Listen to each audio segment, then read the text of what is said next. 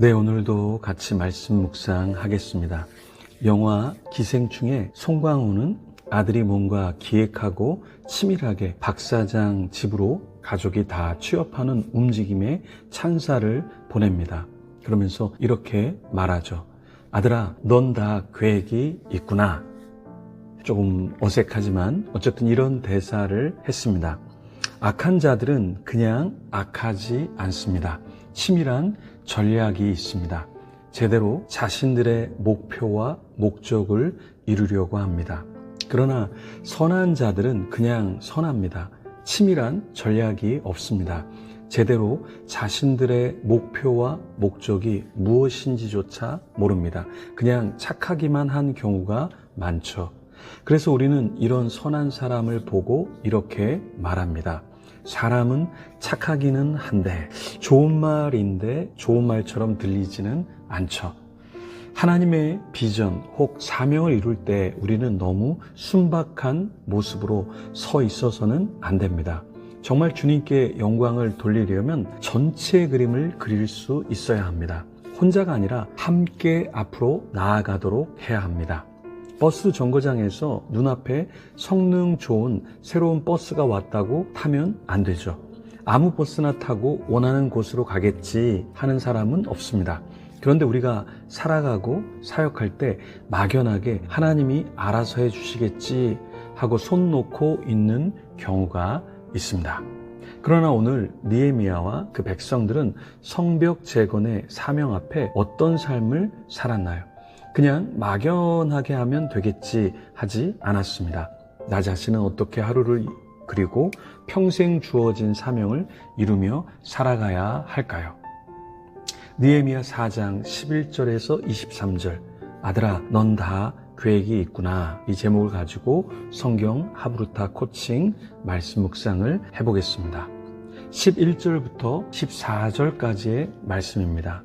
우리의 원수들은 이르기를 그들이 알지 못하고 보지 못하는 사이에 우리가 그들 가운데 달려 들어가서 살육하여 역사를 그치게 하리라 하고 그 원수들의 근처에 거주하는 유다 사람들도 그 각처에서 와서 10번이나 우리에게 말하기를 너희가 우리에게로 와야 하리라 하기로 내가 성벽 뒤에 낮고 넓은 곳에 백성이 그들의 종족을 따라 칼과 창과 활을 가지고 서 있게 하고 내가 돌아본 후에 일어나서 귀족들과 민장들과 남은 백성에게 말하기를 너희는 그들을 두려워하지 말고 지극히 크시고 두려우신 주를 기억하고 너희 형제와 자녀와 아내와 집을 위하여 싸우라 하였느니라.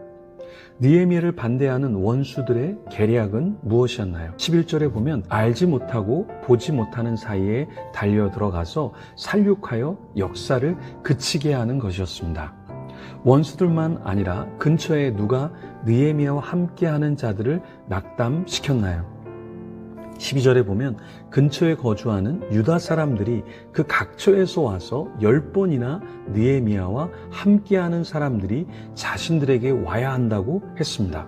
같은 동족 유다 사람들까지 왜 이렇게 자신들에게 와야 한다고 했을까요? 왜 이렇게 도움을 주기는커녕 방해했을까요? 12절 말씀을 보면 그 힌트를 얻을 수 있습니다. 그 원수들의 근처에 거주하는 유다 사람들도 이렇게 말씀하고 있는데요. 누구 곁에 살고 있느냐는 너무나 중요합니다. 술 마시는 사람 곁에 있으면 술을 마십니다. 마약하는 사람들 곁에 늘 있으면 언젠가는 자신도 자연스럽게 마약을 하게 되죠.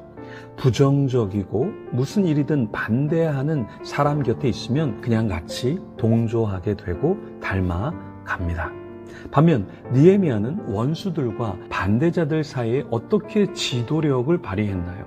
13절과 14절에 보면 성벽 뒤에 낮고 넓은 곳에 백성이 그들의 종족을 따라 칼, 창, 활을 가지고 서 있게 했습니다. 돌아본 후에 일어나서 귀족들, 민장들, 남은 백성들에게 말하기를 그들을 두려워하지 말라 이렇게 이야기했습니다. 오히려 지극히 크시고 두려우신 주님을 기억하고 형제, 자녀, 아내, 집을 위하여 싸우라고 했습니다. 15절 말씀에 나오죠. 요즘 무엇으로 두려워하고 있습니까? 어떤 일을 할 때 주저하게 되나요? 지극히 크시고 두려우신 주님을 기억하고 일어서야 합니다. 나 자신만이 아니라 함께하는 가족, 주위 사람들을 격려해야 합니다. 15절에서 20절에 있는 말씀에 대해서 같이 묵상해 보면 느헤미야의 대적은 자신들의 의도를 눈치챔을 보고 놀랐습니다. 느헤미야는 누구에게 영광을 돌리려고 했나요? 하나님이 그들의 꾀를 패하셨음을 고백했습니다. 느헤미야와 그 백성들은 다 돌아와서 각각 일을 했습니다. 느헤미야의 대적들은 자신들의 의도를 눈치채서 놀랐는데요. 느헤미야는 그들이 눈치를 채든 안 채든 상관없이 하나님 앞에서 자신에게 주어진 일에 집중했습니다. 이제 느헤미야는 또 어떤 전략을 수립했나요? 16절에서 18절에 보면 절반은 일하고 절반은 갑옷을 입고 창, 방패, 활을 가졌습니다. 그리고 민장은 유다 온 족속의 뒤에 있게 했습니다. 전략적으로 17절에 보면 성을 건축하는 자와 짐을 나르는 자는 다 각각 한 손으로 일을 하며 다른 한 손에는 병기를 잡게 했습니다. 그리고 18절에 보면 건축하는 자는 각각 허리에 칼을 차고 건축하며 나팔 부는 자는 자신의 곁에 서게 했습니다. 느헤미야는 지도자로서 지도력을 발휘했는데요. 느헤미야는 귀족들, 민장들, 남은 백성들에게 어떻게 무엇을 명령했나요? 19절, 20절에 보면 먼저 19절에 보면 이 공사는 크고 넓음으로 성에서 떨어져 거리가 먼즉 어디서든지 나팔 소리를 듣거든 그리로 모여서 우리에게로 나오라 이렇게 이야기했습니다. 굉장히 전략적이죠. 그리고 빨리 무엇인가에 응대할 수 있도록 조치를 취했죠. 20절에 느헤미야가 그렇게 담대할 수 있었던 것은 어떤 믿음이 있었기 때문이라고 말하고 있나요? 하나님이 느헤미야와 그 백성들과 함께 싸우신다는 믿음이 있었습니다. 20절 말씀을 보면 이렇습니다. 너희는 어디서든지 나팔 소리를 듣거든 그리로 모여서 우리에게로 나오라. 우리 하나님이 우리를 위하여 싸우시리라. 다시요. 우리 하나님이 우리를 위하여 싸우시리라. 느헤미야는 전략만 펼치고 열심히 살았던 사람이 아니라 하나님을 향한 믿음이 있었습니다. 하나님이 와서 우리를 위해서, 자신들을 위해서 싸운다라는 그 하나님을 신뢰하는 마음이 있었던 것이죠. 21절에 보면 공사할 때 무리의 절반은 무엇을 하고 있었습니까? 무리의 절반은 동틀 때까지 별이 나기까지 창을 잡고 있었습니다. 단지 기도만 하고 아무것도 안 했던 그런 사람들이 아니었습니다. 믿음을 갖고 있었지만 열심히 동틀 때까지 별이 나기까지 창을 잡고 있었습니다. 느헤미야는 백성들에게 무엇을 말했습니까? 22절에 사람마다 그 종자와 함께 예루살렘 안에서 자라고 했습니다. 밤에는 전체를 위하여 파수하고 낮에는 일하라고 했습니다.